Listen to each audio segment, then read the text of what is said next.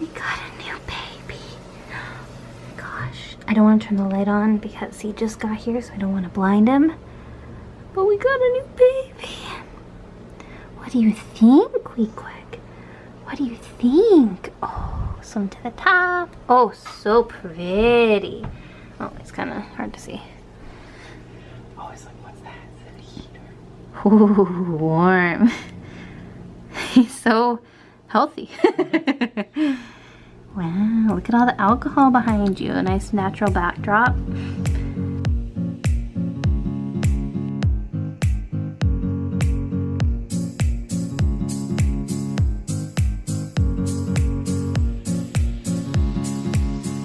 Okay, I'm at work right now, so I have to talk quietly. But I just found out I got an A- in both my classes, so I should be into the program. Oh my god. Also, yes, I do my makeup at work.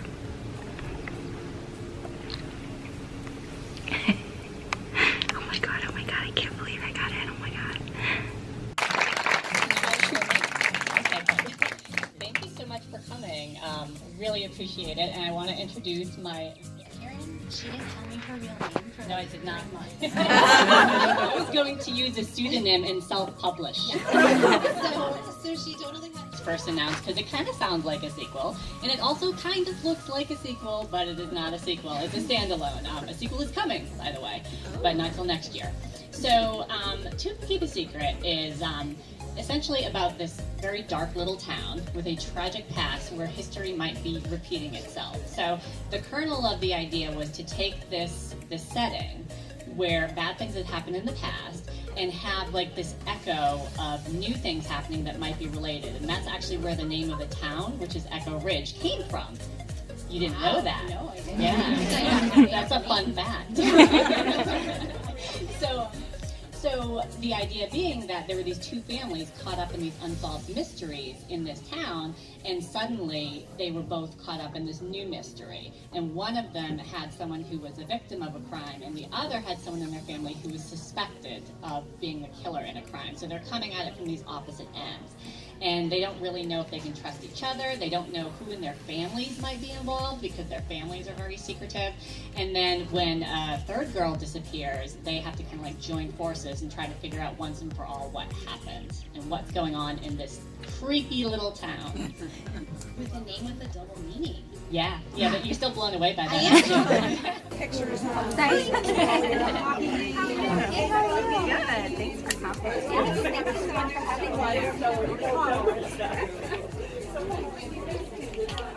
Is this for you? Really nice. Hey guys, so I know that footage was really brief, but I didn't want to have my camera up with people sitting behind me too long. But yeah, I went to the book launch of Two Can Keep a Secret. Sorry, shadows in my face. Two Can Keep a Secret by Karen McManus. I am currently reading One of Us is Lying, which is her debut novel, and I saw that her book talk was going to be in Cambridge, which is near me, and so I was like, I have to go to it. So even though I haven't finished her first book, I went to the launch of her second book. So I'm really excited to read it. She answered some really great questions. I do wish I had gotten some of it on film because I'm gonna try and remember some of what she said, but one of the questions actually that I asked her was, she had talked about outlining. So with One of Us is Lying, which was a New York Times bestseller, I think it's still technically on the young adult list, and it's a young adult mystery, which I absolutely love. I think it was actually, I was talking to Zach about this, I think it was one of the only young adult mystery books I've read. I'm trying to think. I read a lot of mystery, but they're all adult, so young adult mystery was really, really fun. Or I should say is really fun to read. But she was talking about how when she was first writing that book, she did not outline it at all. And in fact, it wasn't even in her mind to make it an official mystery book until I think she said she was like halfway. And she was like, oh my god, this is a mystery. And so she went back and added more like mystery clues and things like that. And so she didn't outlined that one very heavily, but she said that this one, her second novel, which she did mention also, was the hardest one to write. She said the second book is one of the hardest books to write because there's all that added pressure and deadlines, and Kim Chance talks a lot about writing a sequel or second book. But she said with this one, she outlined it very heavily. So it was interesting that even as an author, she has different writing styles for different books, and she acknowledged that, you know, sometimes your process for one book could work really well, and then you're going to have a totally different process for a second book and a third book. I just thought that was really interesting because I can definitely see myself writing different books, especially if they were different genres in different ways. Like I picture myself writing, I don't know, a romance, more pantsing, you know, not outlining as heavily, versus a mystery where I'd want to outline it very heavily. So I like that she doesn't hold herself to one certain way to write a book. And another thing that someone had asked her was, you know, if she had any tips for debut authors. So she had actually mentioned that she wishes that she would have enjoyed being in the moment of an author more. She says that when you are a debut author, your goalpost is constantly moving. You know, you have the goal of getting an agent, and then that happens, and it's like, okay, well, you want to get a book deal, and that happens, like, okay, then you want to hit this milestone. So it's like you're always focused on the next step, and you don't always take in the moment. And so she said with this, her second book, she wants to take in the moment more, and she wishes she had done that more with her first book. So something to keep in mind if you are hoping to publish eventually.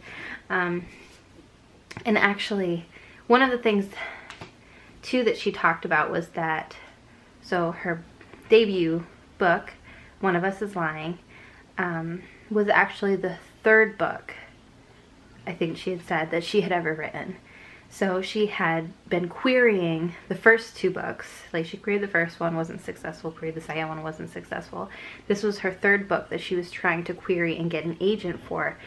And she did a lot more research with this one. She really looked into each agent that she was planning to query to. She subscribed to Publishers Market, and I've heard this advice like constantly, but it's good to get it reassured how important this is. But just really making sure that the agent you're querying to is looking for your style of book, because that way, she said, she knew that she would have a much greater chance of them being interested in representing her story. And so because of her diligent work, she actually got the very first agent she queried to with her third book, which is just crazy. And she asked for a full manuscript within an hour, and she had signed the deal within a week.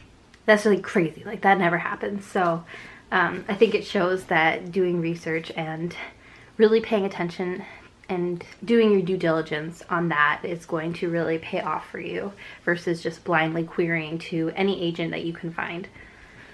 Okay, she had some other really great tips. She was so funny, so kind. She signed my book. Whee! So exciting. I'm really excited to read this one, but I'm going to finish reading One of Us Lying. I absolutely love it. I have my theories about which one's lying, but she said in the book talk that she tries to like make you think it's somebody else throughout the whole book. I'm like, oh no, it's the person I think it is, like the decoy or the red herring. But I was so worried that during the book talk someone was going to let out what happens in the first book, but nobody did. I was very relieved because I'm like halfway through, and even though it would have been a big deal, like I went into it knowing, you know what, it might get spoiled to me today. It didn't happen. Very excited. So I feel like I haven't picked up the camera in a really long time. I've kind of taken like a mini personal vacation, like after the holidays, maybe even during the holidays, just because my classes ended and I was like, I needed a moment. But I am back because I have to start writing again. I have to send in a writing sample to one of my classes, which is pretty standard from what I've experienced so far. Your teacher wants to kind of get a feel to where you're at. And so that means I have to open up my project again. I admit I haven't opened it up in the month of January so far, and it's January 8th today. Whoops. But I have been writing pretty much daily. kind of just personal. And I think I might have talked about this in my goals or like my New Year's Eve look back reflection video, but I started journaling again and I actually really like it. It's been really enjoyable. Sometimes I do really long entries, sometimes they're really short, but it kind of just, it's like an easy way to get my writing mind going because it's just me blabbering my thoughts, but also gets me in the creative mood. So I think I want to start,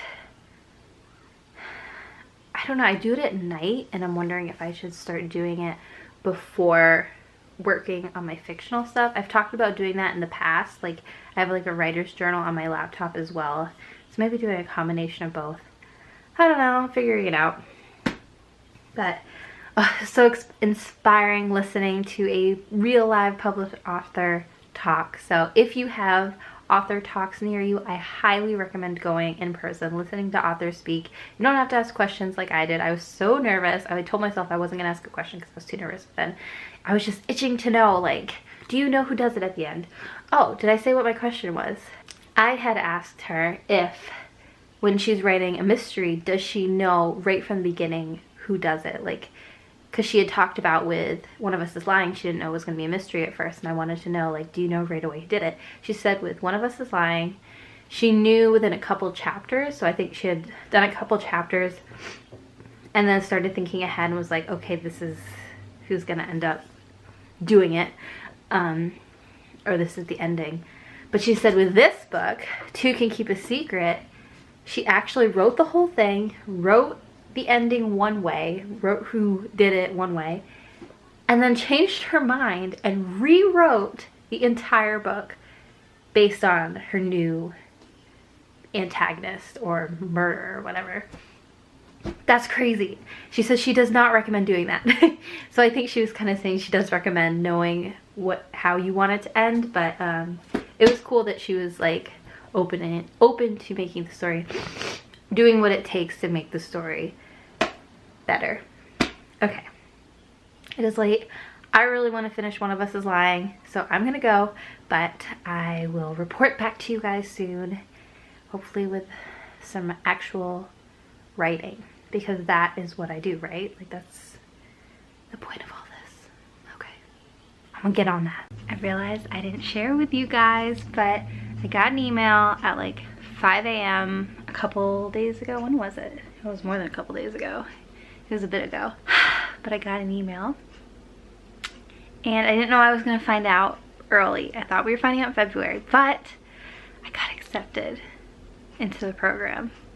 And I feel like I am having a very underwhelming reaction. I think it hasn't sunk in that I'm like back in school now.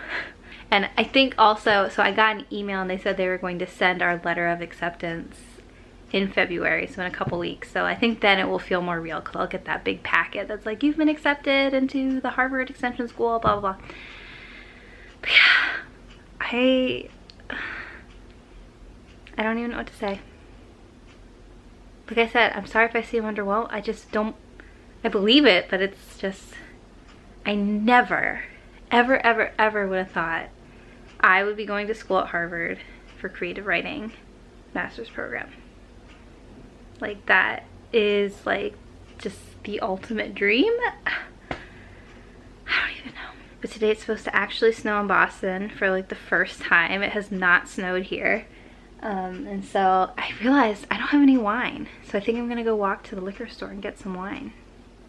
And Zach's not here today because he's with his friend playing magic cards or something.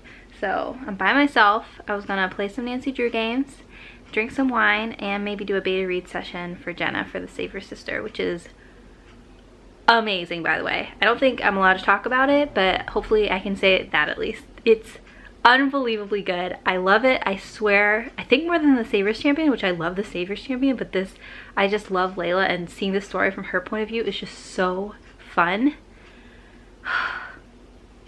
The hardest part is just being patient because I can only read one chapter at a time, and it's like, just give me the book, Jenna. Let me just read the whole thing.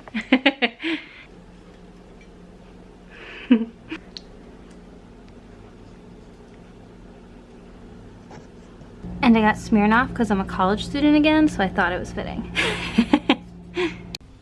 It snowed. Hello. My name is Queequeg. I moved too fast for the camera to focus on me. Oh, it's such a pretty fish. Such a pretty fish. I'm such a good boy. But I eat so much. Good morning. I'm not gonna sing too loud because my neighbors are home. Good morning, guys. It is Monday, January 28th, which means today's the start of my spring classes. So excited. I am so ready to actually start classes again. As much as they are exhausting and at times stressful, I just am way more productive when I have classes, which kind of leads to the elephant, at least in the room to me. Maybe you guys, I mean, I act like you guys wait for my videos to come out. I know that you have 1,000 other people you're subscribed to, but I know I have not been as efficient with my writing since the end of classes in mid-December, so about over a month now, maybe 6 weeks. And this was actually something I commented on fellow author tuber Raby Shaw's video. I think it was her video I commented this. Let me just double check. Which, by the way, if you're not watching her videos, you have to. She is so funny, so real. I absolutely love her videos. I feel like she is me, but somewhere else. That we're twins.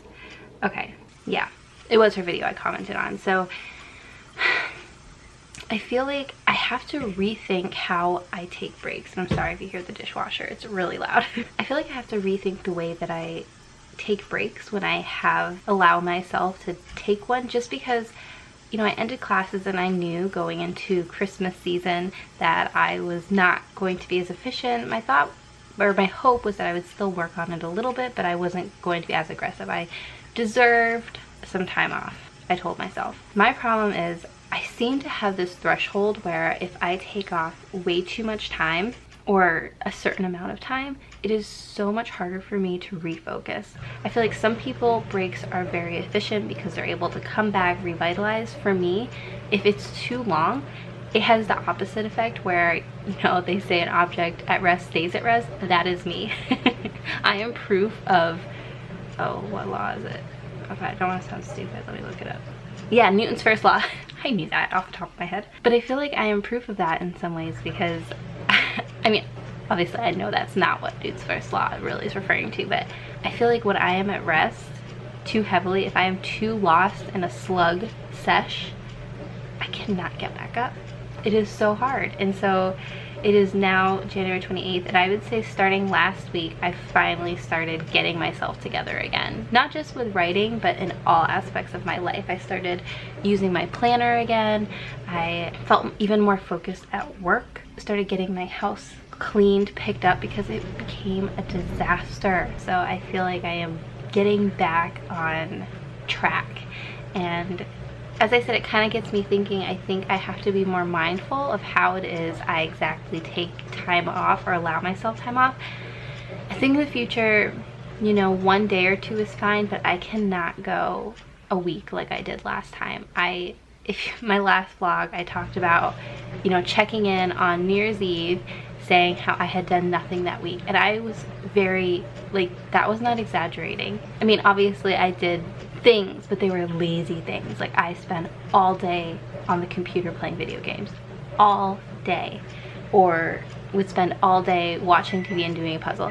That's my laundry. So I really can't do that anymore, and I think that's part of working with myself instead of against myself. And I don't know if I've talked about this quite, but one of the things I've realized is that I believe in order to become your best person, in order to be the person that you want to be the most efficient you can, it's really important to work with your weaknesses, not against them.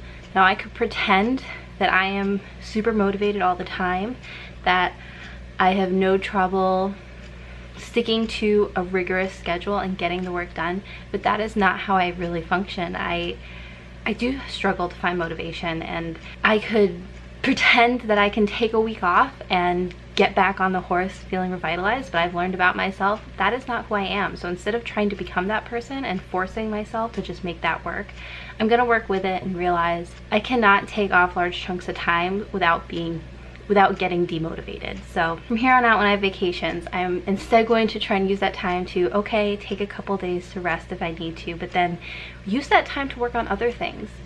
You know, I'm not in class, I'm not working. That is a perfect time to be writing, and I just wasted it. So for one of my classes, we have to actually write a short story instead of working on our novel. So I thought what I would do for that. I went back and forth. Should I do something completely unrelated to my book, just like a whole new project, and just work on the craft of writing suspensefully, because that's what the class is, suspense fiction? Or should I use one of the characters in my book and kind of do a side story on them? So that way I'm focusing still on my novel, but I'm doing something fresh and that will fulfill my class requirement. And I had it pretty set in my head I was going to do something different. I thought, you know what? Like, I don't want to try and make this work in my novel if it's not going to work. I would rather focus on just writing a really cool short story. But you guys, I just picturing that of myself and thinking about all the time I would be working on this short story to make it perfect. I just can't imagine being in two separate headspaces, two separate universes at once without losing focus on the bigger picture of my novel. So I just have such a dream of finishing my final draft this year. Originally I was supposed to finish it last year in December, but I'm realizing instead of denying myself, I'm going to work with myself and realize I take a little bit longer to write. I am not a fast writer. I'm not a fast drafter. I'm not a fast reviser. I take the process slowly, at least this time around for the first time. I accept that maybe one day this will change, especially if this is a full-time gig. Maybe I can write quicker, but right now I can't. So my goal is to be done with a final draft in 2019 because, oh, I would just love that. I would love that. And my ultimate dream, I would love to be published in 2020. That's kind of a quick turnaround to be done with a final draft to get agented and a book deal in 1 year. But that is my dream. I love the year 2020. That's the year I'm getting married. It just sounds like a great year. I think I'm going to Hawaii for Christmas that year. How exciting. So I would just love in that year to get an agent. That would just, and I get excited just thinking about it. But so as part of my class requirement, which, you know, now that I'm in the program, and see, it's sinking in more. I feel like when I became a slug, nothing was sinking in. Like, I just slooshed. I had no emotions. I couldn't even write if I wanted to. I can't let myself get to that state. Since I'm in the degree program now, we get to spend 1 week in the summer. So I was gonna do it this summer, and it turns out I can't do it this summer. My cousin's getting married, whose wedding I just definitely don't want to miss. I never see that family. They live kind of far away, so like, I'm going to the wedding. But we spend a whole week at Harvard campus, and that week is like this ultimate writing retreat / workshop where we get our work, like we bounced around people in person. We stay right on campus. I probably won't rent a dorm just because, I mean, I commute there every day, so I'm probably just gonna commute from my apartment to save myself a lot of money. At the end of that week, so at the end of that week-long retreat, that weekend, we meet with real agents. And it sounds like this thing is kind of new. I think it started last year. I think last year was the first time they did it, but 1/3, don't quote me on that statistic, this is just word of mouth from what I've heard, around 1/3 or at least a handful of writers got agented that week just by presenting the work they had worked on and meeting real agents, real life. So this is a huge deal. Like, this is a once-in-a-lifetime opportunity where I'm going to be able to be with agents in person, present my work, and right then, right there, they can decide if they want to request a full manuscript.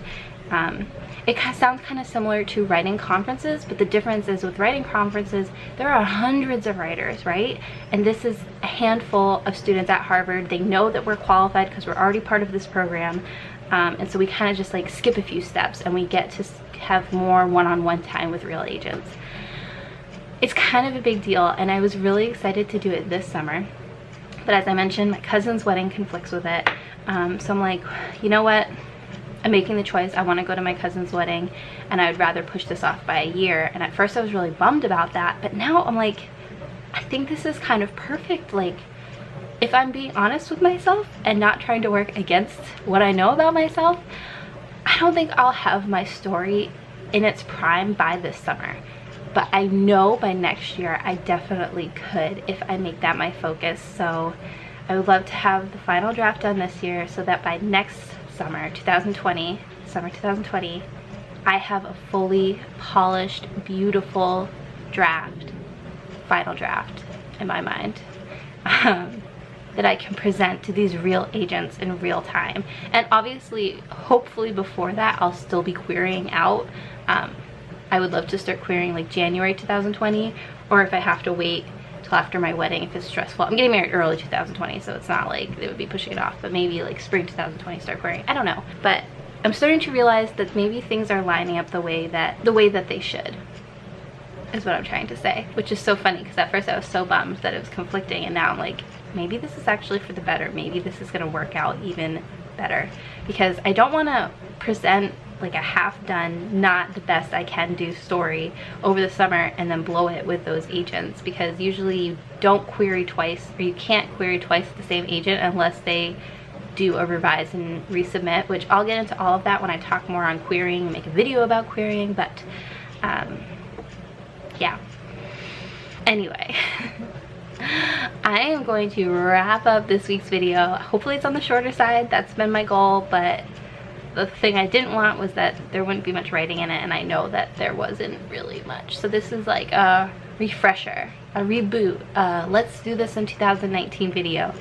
And I'm just really excited about this year. I have such a good feeling, just such a good feeling, and I just think this is it. I really do. I think this is what I'm gonna finish, and I'm just like, it's the best feeling in the world. So I guess the best feeling in the world will be when I get an agent, or then a book deal. Probably a book deal. That will probably be the best feeling. Or when my book comes out. Oh my gosh, guys, the best feelings never end. This is awesome. This is the best career. So as far as books that I have been reading, so I just finished The Red Dragon by Thomas Harris. I don't think it's called The Red Dragon. I think it's just called Red Dragon. And it's actually the first in the Hannibal Lecter series. So for my suspense fiction class, we have to read Silence of the Lambs, which I'm gonna be honest with you guys, I didn't know that was a book. I just thought it was a movie. I should just assume from now on every movie I see was probably a book first.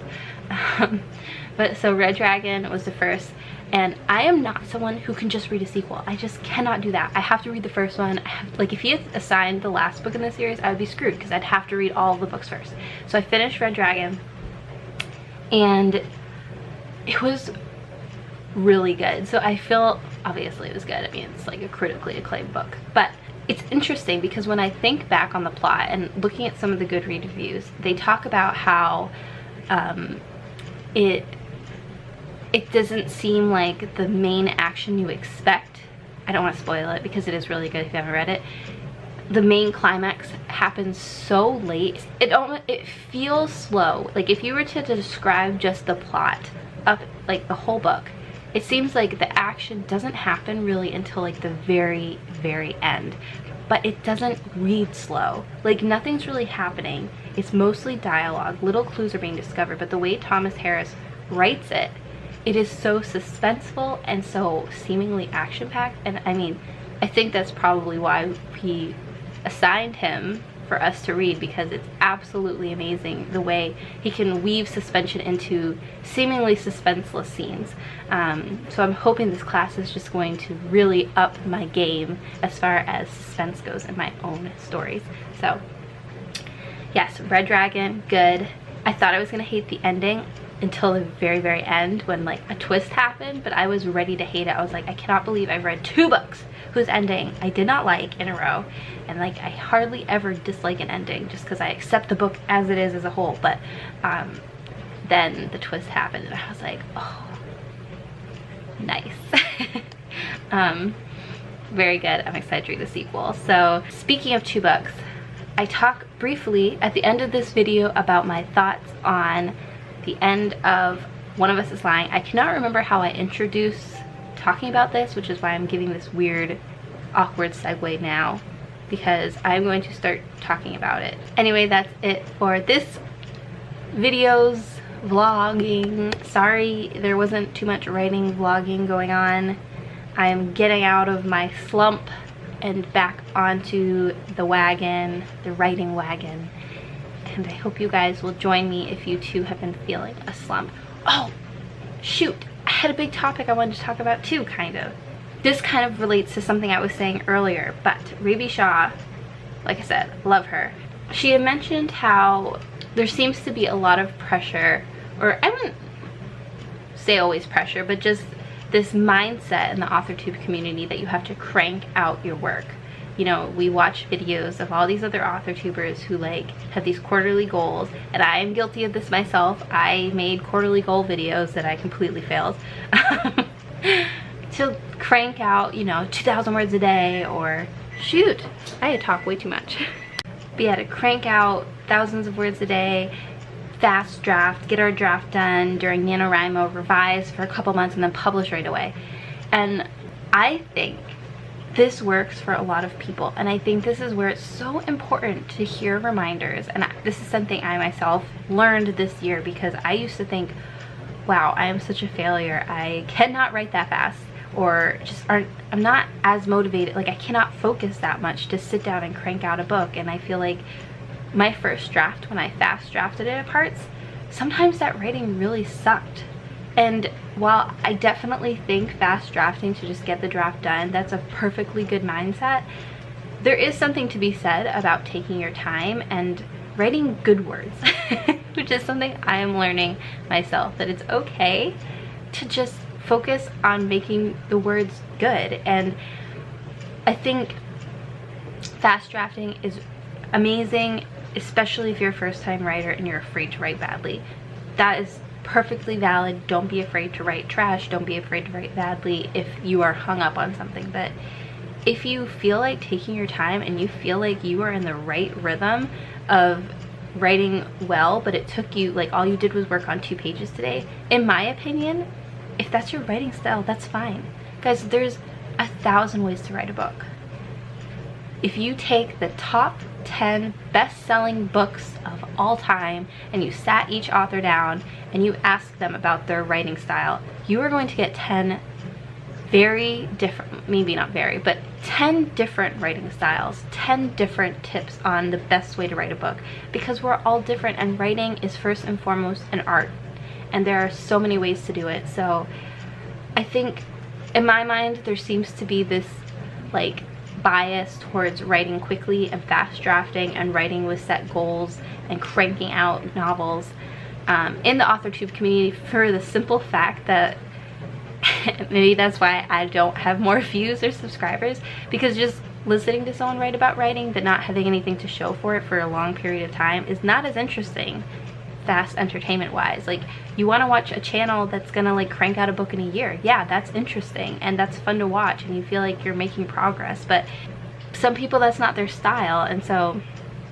you know, I apologize if it's felt like my process has just dragged out, because sometimes it feels like that for me too. But I can't deny how much better my new draft is compared to my first draft, because now I've taken the time to research and take classes to improve my writing and get opinions about things, like, you know, have my classmates look over my work and rewrite the same chapter over and over and over again.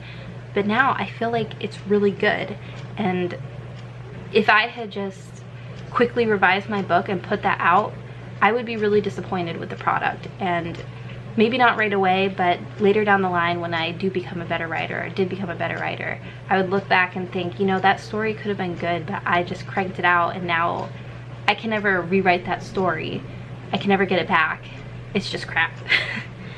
I hope that makes sense. But so I just wanted to say, if you are not a fast worker and you've learned that about yourself, like if you enjoy the process of writing and taking your time and making it more beautiful than fast, you know, that's okay. That is okay. And you probably already know that, but if you needed someone to validate it and say it to you too, that is okay. And you know, you just gotta find what works for you. That's the message. That's the ending point I want to make. Figure out what works for you, and it's trial and error, and doesn't mean anyone else is wrong with their process. If that works for them, that's awesome, but figure out what works for you. So that is all. Officially, I'm gonna stop talking now. I hope to see you guys in my next video. Well, I won't see you because I'm only looking at a camera right now, but you know what I mean. Okay, bye guys. Sorry guys, I just woke up. You didn't think you could watch a whole video of me without makeup, did you?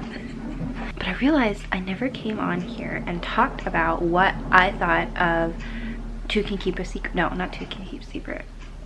One of Us is Lying. So as I mentioned early in this video, I was reading One of Us is Lying and I really, really liked it. It was the first young adult mystery I've ever read. I realized that I don't think I've ever read young adult mystery before because Nancy Drew I'd considered children's, but there's really not that many young adult mystery out there. I feel like young adult's mostly romance or fantasy or sci-fi even, but not so much mystery. I think young adults are too wrapped up in their own world to do like actual mystery.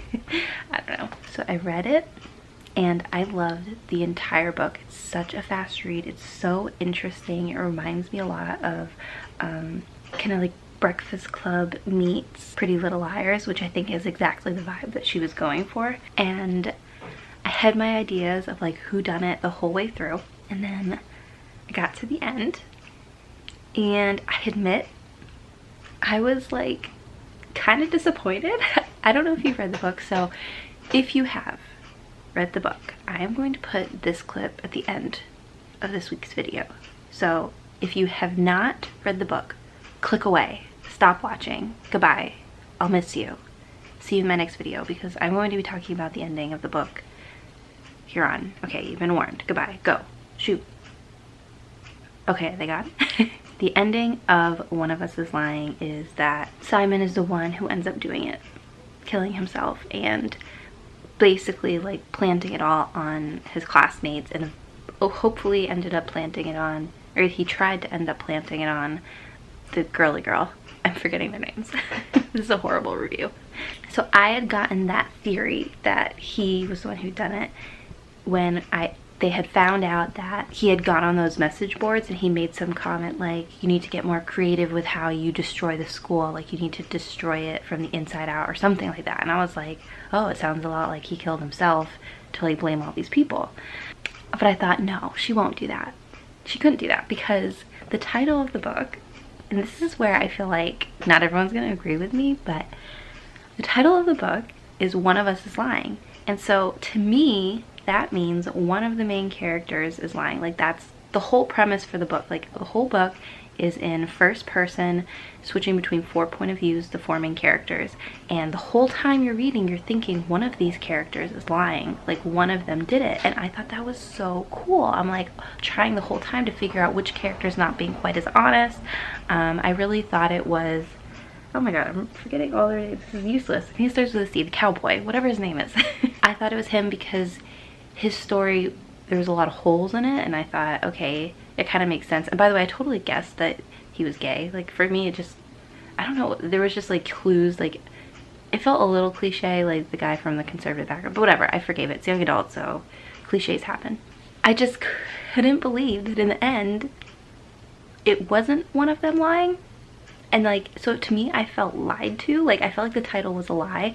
And I guess that you could argue that Simon was one of them, like he was one of the characters, but then in my mind I think like they should have had him on the cover, like in the middle, kind of, I don't, it's such a little thing, but I just feel like if I had written this book in like one of my writing classes and that was the ending, my teacher would have gone like crazy on me, being like, you can't lie to your reader to that extent. Like it's fine to trick your reader in mystery, but I just felt lied to. I felt like the whole premise of the book was a lie, and so I felt really disappointed with the ending.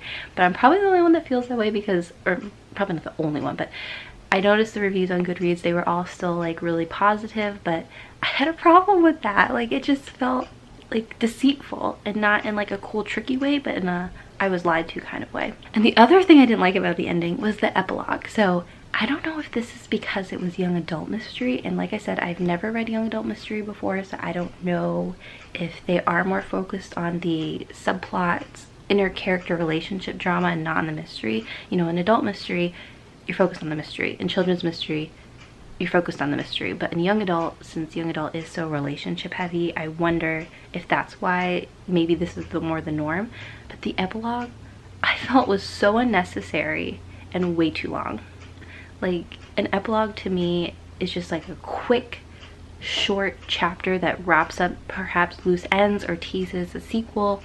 I don't know, I'm not an expert on epilogues, but it basically was like 4 extended chapters that I felt like were not needed because, you know, the main question of the story, the dramatic question, if you want to talk about like creative class terms, was answered. And so it kind of just felt like it was really dragging. And even though the relationship stuff was interesting to me, I just did not feel near as invested, and I would have been fine with them completely being nixed. If you've read the book, let me know what you thought of the ending. I felt really disappointed and just like, and that, like, I'm not saying anything about Karen, her writing, because like I said, I loved the entire book reading it. It was so fascinating and quick paced, and I was so invested. I read it so fast, and I'm really excited to read her new one, the one I just went to the book signing for. I'm curious if that one will have more of a satisfying ending for me. Like, I very rarely do not like a book's ending, and so like for One of Us is Lying, it was going to be an easy 5 stars. I loved it, maybe even a favorite. Then I read the ending and I was like, I cannot give it 5 stars. I give it 4 stars. But it's got me thinking, like, maybe I just don't know the young adult mystery genre very well. Maybe focusing on the relationships is the norm. And I was talking with Zach about how it just kind of felt confusing to me in the sense that, so when you read adult mystery, you kind of know, like, you're going to be taken on a ride and you probably aren't going to guess the ending. Like, I just finished The Red Dragon, which I wouldn't say is, I'd say it's more thriller than mystery, but it is mystery still.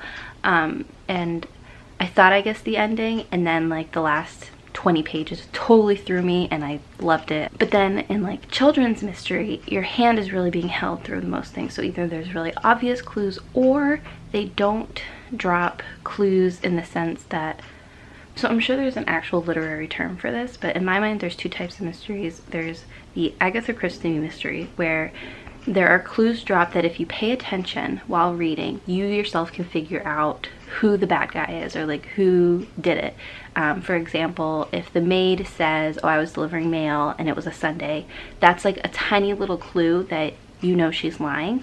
And that's something while you're reading you can pick up. Or there's the, oftentimes the Nancy Drew mystery in my mind, where there's clues but there's no way you can yourself deduce who did it because you don't have all the information yet, and it's not until the end when Nancy figures it out, or when something big is revealed, that she pieces it all together. And so you're not supposed to be able to figure it out towards the end who did it.